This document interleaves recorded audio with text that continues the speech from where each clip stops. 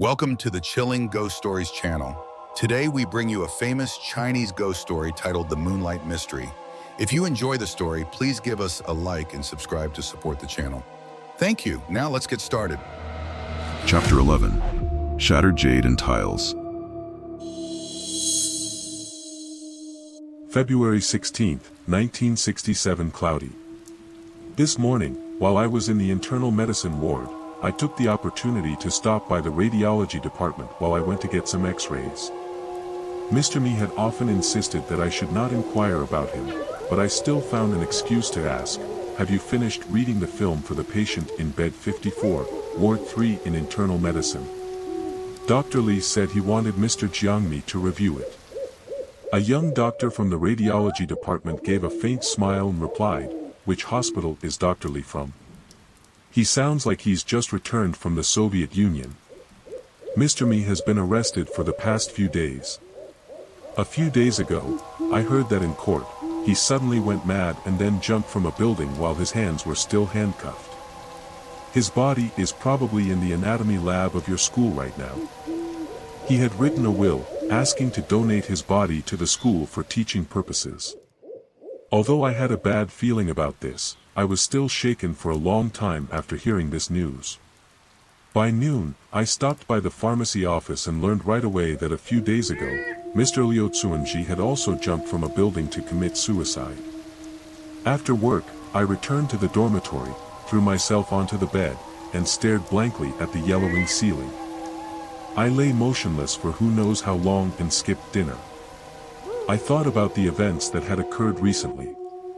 I had thought I had found a small, magical land, but it turned out the people I had been with were not like me at all. My worldview was also shaken. Could it be that ghosts and demons really exist in this world? Then, after midnight, I went to the anatomy building again. I pushed open the door, and there was an endless, dark, and chilling space. No one could believe that just the night before, this place had been full of laughter and joy, with singing and dancing until morning. I had enthusiastically partied with a group of ghosts and demons. Thinking about this, I suddenly got goosebumps. "I know everything now, why did you still come here?" A voice echoed, seemingly from far away, but it felt as if it was speaking right next to my ear. I froze in fear but couldn't say a word. The hallway lights suddenly turned on, but only dimly. Two figures appeared, seemingly having risen from the ground, limping slowly toward me. As they came closer, I saw more clearly, it was Jiāng Mì and Liú Cún Zhì. "When you first introduced me to Yè Xīn society, the two of you were still in the mortal realm. Why now?" "Yes, at that time we were still alive, though life was not interesting, we were still living. When we saw you, we actually saw a glimmer of hope. But after being arrested, interrogated several times, and especially after the city held a public trial, that hope gradually faded," she said sadly. I imagined the scene of the trial, where the two were tortured and humiliated, and tears welled up in my eyes. But, committing suicide is not an act of cowardice. Enduring to live is still the beginning to wait for the day we stand again, right? We are people with great pride, who value honor above life. We wanted to let classical music strengthen our noble spirit, to weave romantic art into our perfect dreams. But in the end, the result was an irreparable weakness. When reality would not accept us, we bid farewell to reality. We hope you will learn from us and never do such foolish things. Of course, I won't follow you. I still have to live. I have a loved one, friends, those in Yè Xīn society, with the same ideals but not lost in the dead end. I still have a happy marriage and family," I said, my voice trembling, unsure if it was from nervousness or fear. A faint laugh came from behind me. I was startled, turned around, and gasped. A tall couple stood side by side. The man wore a dark blue suit, and the woman wore a velvet cheongsam. From their clothing, I immediately recognized that they were Lang Huang Ti and Lacking Feng, who had married last night, but their faces, oh my God, were completely disfigured, unrecognizable. The cracks on their faces were irregular, drenched in dark blood, and I could even vaguely see white bone beneath. So, you too have. Jiāng Mì sighed. Xiao, when we introduced you to Yè Guang Society, Mr. Zhi and I were still alive. Dr. T and Dr. Feng were the first to be pointed out by Liú Cún. They were tortured in every way but still refused to reveal anything about us. It was Liú Cún, the same one who infiltrated Yè Guang Society and ratted us out. A few days ago, we came here to connect with you. It was between our interrogation and arrest. You had your tape recorder stolen that night, and it was also by the members of our society. Because we hated Liú Cún, we mistakenly thought you were his accomplice, so we played tricks on you. Who would have thought you would be the only member still alive today? I looked at Jiāng Mì and then at T and Feng, but, last night you two just. The couple looked at each other, saying nothing. She sighed. They have been members for many years, deeply connected in spirit, and they had been engaged last year with plans for a spring wedding. But then misfortune struck, and they were both accused of being agents, either executed or sentenced to life imprisonment, unable to live together. Both were very noble and proud, and they couldn't bear to live in separation. If they could not be two birds flying in the sky, they chose to be two trees connected on the ground. That's why they chose. When we were alive, we had expressed to the school our wish to donate our bodies for the anatomy department. That's why most of our members can reunite here. As for these two, lovers united in marriage, well, it is a happiness amidst all their misfortunes. This strange conversation moved me deeply, and tears flowed from my eyes. Jiāng Mì continued, Xiao, I realize there are many weaknesses in your character as well. You must remember this. Never follow our old path. Hardship is temporary, but the light will last forever. Only by keeping that light alive will you have the courage to conquer the most twisted circumstances. I nodded. Of course, I would never degrade my life, not even for Yi, and not for Jingtong either. I would stand firm and keep moving forward. Suddenly, I realized how lost I was, thinking that the Yè Guang Society was a gift from heaven, a peaceful refuge for my soul, a place full of human kindness and nobility. But now I knew the truth. Was I going to remain entangled with a bunch of ghosts from now on? August 3, 1967. The weather was sunny. Today was a happy day. On International Women's Day, Yi had a half day off and spent 2 hours on the train to visit me. In the past, I had visited her twice at the frontline hospital. Yes, she had been assigned to work with the Mai Jia group for a practice session. To reassure me, she said she always carried a pair of scissors with her, ready to fend off any over-the-top advances from Mai Jia. However, until now, Mai Jia had not dared to invite her to dinner, only observing her from a distance. We spent the entire afternoon together, talking and holding each other affectionately, reluctant to part. As we were leaving the dining hall after dinner, we saw Mai Jia with a bunch of followers from the rebel faction. Seeing how close Yi and I were, Mai Jia's face darkened, and he angrily said, "Do you two still have the appearance of Red Guards? How can you do the Cultural Revolution with such weakness and sentimentality?" I muttered, "All you know is to hide behind power." Mai Jia immediately seized the opportunity and yelled, "If you have any objections to the revolution, just speak up clearly. No need for mumbling." Yi was also frustrated but didn't want us to argue. She said, "Mai Jia, why are you here? Didn't you guys say you would take on our tasks today, so why are you interfering?" Mai Jia's eyes, with whites that were more prominent than the pupils, kept rotating as he calmly responded, "Here's the thing, Yi, I'm here to pick you up. Yes, female students have half a day off, and I understand that, but don't forget, at midnight, you're supposed to do emergency practice. The road is long and dangerous, how can I be at ease?" Yi was shocked by his shamelessness. "But you guys said you'd cover for us." Mai Jia sneered, "I was covering for today's task, but tomorrow's task is still yours to do. Come on, Yi, follow me back. I couldn't take it anymore. Jia, do you think you can call Yi like that? What's your real intention? Everyone knows what you're after. I'm telling you, stop right now. Your tricks are disgusting, and it's getting unbearable. Over the past few months, Jia had gradually become one of the leaders of the rebel faction in the school. Normally, no one would provoke him, but now he was furious and charged at me. I anticipated he'd be too embarrassed to think straight, so I dodged, but then I felt a strong punch on my back, right between the ribs. I knew instantly it was one of Jia's lackeys. Yi screamed in fear for me. I turned around and saw two of Jia's followers standing on each side, so I charged at them quickly. I noticed Jia wasn't just standing behind, he also jumped into the fight. I thought to myself, this is going to be bad. Suddenly, two curses echoed, "Damn it," and the two lackeys were knocked down. Seizing the opportunity, I lowered myself and kicked Jia, making him fall face first. It was none other than Jingtong. Since childhood, Jingtong had been fighting all kinds of opponents in the school district. He had stuck with a sports teacher to train in martial arts. After becoming stronger, Jia had tried to recruit Jingtong, but he had always been evasive, mainly because of our friendship. By stepping in today, Jingtong had officially become a thorn in Jia's side.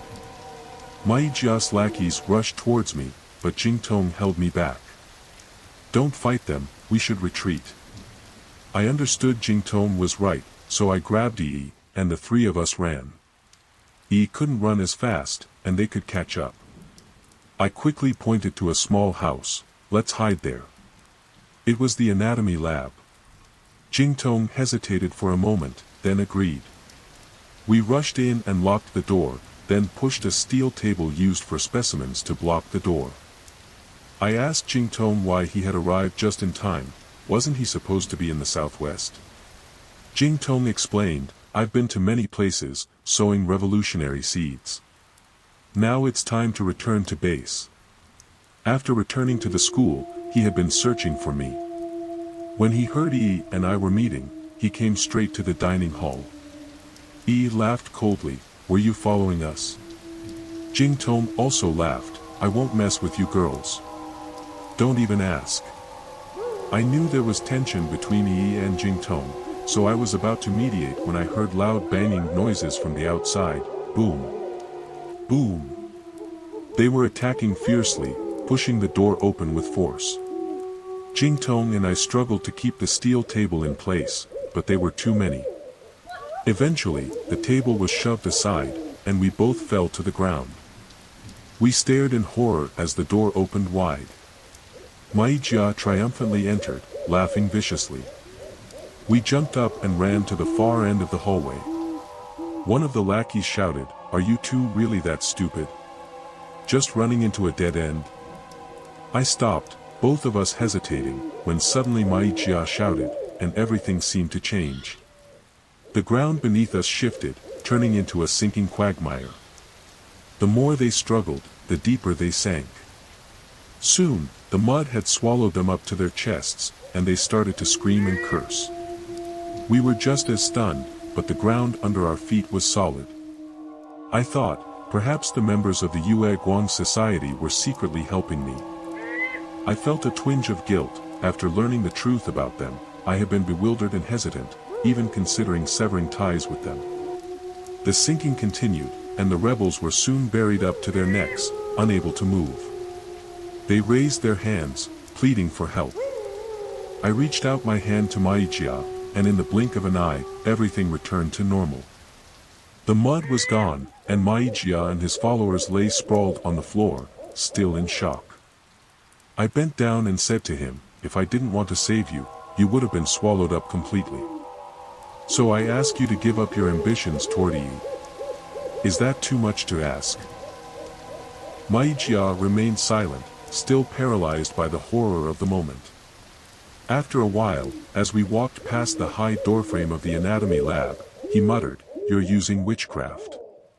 I'm a revolutionary, and I'm not afraid of your ghost tricks." Later, Both Jingtong and Yi asked why I had such strange assistants in the anatomy lab, but I kept quiet. I trusted both of them deeply. March 4, 1967. The sky was overcast, with light rain. In February, many senior veterans of the revolution questioned the Great Cultural Revolution, hoping it would turn things around, but they failed and were labeled the February backwater. Thus, a movement to criticize the February backwater quickly spread both inside and outside the school, and the brutal crackdown intensified. Many professors and students were overthrown, and the rebel faction officially focused their criticism on students with problematic origins. I was one of them. They asked me to explain my origin issue. I could only say that I was born and had no control over my origin. I don't know how they discovered that my parents were abroad, and they questioned me about their current situation and why I was the only one left behind. Their interrogation was pretty clear, though they didn't openly accuse me of being a spy. As for everything about my parents, my aunt rarely mentioned them to me. I was angry at my parents for abandoning me when I was young, so I had no desire to ask. My aunt fell ill and passed away, while my uncle had worked for the Kuomintang government for a short time before becoming a trade representative for a foreign company, which led to his imprisonment. As a result, I couldn't ask anyone about my origins. Anyone targeted by the Revolutionary Committee would inevitably be overthrown, and I knew for sure I would be criticized, so I didn't bother to argue with them.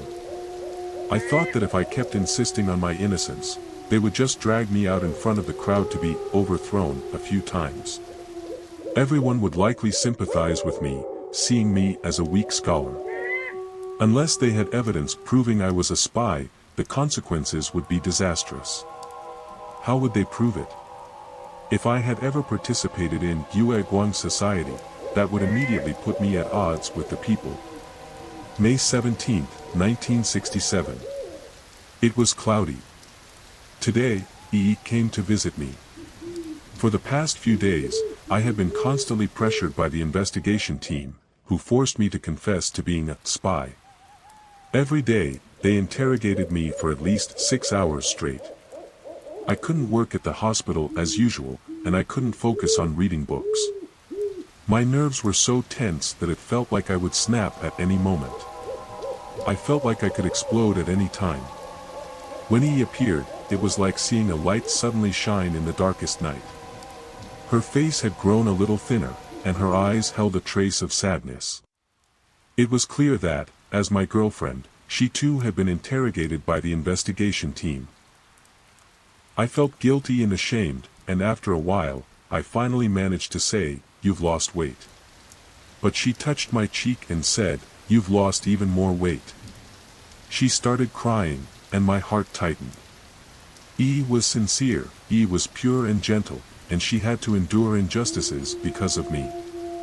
All the pain I had endured for so long suddenly vanished like thin mist quickly dispersing under the rising sun. But when I saw her tears continuously flowing, my anger rose again and lingered for a long time without subsiding. "I'm sorry, I've caused you to be implicated." I knew that these words were weak and helpless, but they were the voice of my heart. Yi gently said, "Why must there always be a separation between you and me like this? You once said that, you are mine, and I am yours, have you forgotten that? The investigation team, they are really despicable, but what can they do to you? Besides, I don't know anything about you. They threatened me, saying that my background wasn't good, and the only way to ease the suspicion from the organization was to cooperate with them. But I understand they are just trying to scare me, and I don't care. You've made my heart feel much lighter saying this. They have no more methods with me, so they've started using mental torture," I said. Yi replied, "Exactly. Every time I think about you being interrogated by them all day long, it feels like a needle stabbing my heart. I also heard that next week they will put you on trial publicly, and if the first trial doesn't work, they will try again, and again. Is that true?" I nodded. "Yes, they have threatened me with that. If I don't confess, the criticism session will be waiting for me." Yi nodded, seemingly about to say something but then stopped. I waited in silence, and finally, she spoke. "Do you plan to confess voluntarily?" Her words were like a thunderbolt, and I was shocked for a long time. "What do you mean? Are you saying I really have something I need to confess?" She was the one I trusted most, and even she said, "What nonsense are you talking? You're so stupid. In this world, I will be the last person to doubt you. Even if it involves Jingtong." I realized that he had used a structure typical of English speech and teasingly remarked, "Have you been secretly listening to the enemy's broadcasts? Your English is getting better and better, maybe you'll forget Chinese soon." He laughed. "You're really petty, getting back at me like that. But let me tell you the truth, the investigation team kept asking me over and over if you had any connection to the counter-revolutionary organization, Yè Xīn Society. I replied that I'd never heard of the name, Yè Xīn Society. They told me that this counter-revolutionary group used the pretext of admiring classical music to recruit members into anti-revolutionary activities. So I immediately thought that you must be really fond of classical music." I suddenly fell silent. I had never told Yi about Yè Xīn Society, and previously, Mr. Jiāng Mì had advised me not to tell anyone.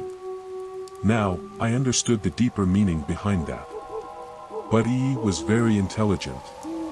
Seeing my hesitation, she immediately realized, could it be that what they said is true? "So you really hid this from me?" I was speechless, not knowing how to respond. Yi's gaze seemed to show she had understood everything. She asked, her voice trembling, "But still, you should tell Jingtong, right? Brothers are like hands and feet, while women are like clothing, and empty words are just meaningless, right? Between Yi and Jingtong, they might forever be as different as water and fire." I had no choice but to tell Yi everything that happened last winter. Yi was horrified when she saw that I had spent the past few months dealing with the ghostly souls. Her eyes were full of confusion. I calmly said, "If they ask again, you should just tell them the truth. At least you'll be able to clear things up. Besides, Yè Xīn Society isn't a spy organization, and I have nothing to be ashamed of." Yi kicked me hard. "What do you take me for? Even if Yè Xīn Society is truly innocent, it has long been labeled as a counter-revolutionary organization. If the investigation team finds out you were involved with Yè Xīn Society, they will use their logic to accuse you of a crime. Don't be stupid and admit to it." I nodded. "Of course, I understand. I'm just worried that you'll be under too much pressure. I haven't told Jingtong, I heard he's also being investigated." "Is it because of you?" she asked. I nodded. Yi pondered for a while, then sighed softly. "He really is pitiable. A person so honest and upright like him, perhaps I've been too harsh with him in the past. It's all my fault." I suddenly thought, why are those around me getting involved? My uncle and aunt, Yi, and Jingtong too. Could it be that my existence is such a huge mistake? May 23, 1967. Today, I was brought out for a public trial. At this school, there were 2 other students along with me who had serious background issues, and were also brought out for criticism. Additionally, a few students from other schools who were in a similar situation were also brought forward, making a total of 18 people. We were criticized and mockingly called the 18 Arhats. During the trial, one student from the group jumped to the floor. Although he didn't die, he cracked his skull, bled, and broke his leg. When I returned, my glasses were broken, I was covered in saliva, and my knees were swollen from kneeling for so long. Perhaps this was the extreme end of humiliation in one's life. Deepin immersed herself in the old stories written in the diary. She forgot for a moment that she was sitting in the darkness. She felt great sorrow for the owner of the diary. She sighed, and then sighed again. And while she sighed, another sigh echoed in return, making her heart tighten. A voice came from right behind her neck. "Do you still want to live?"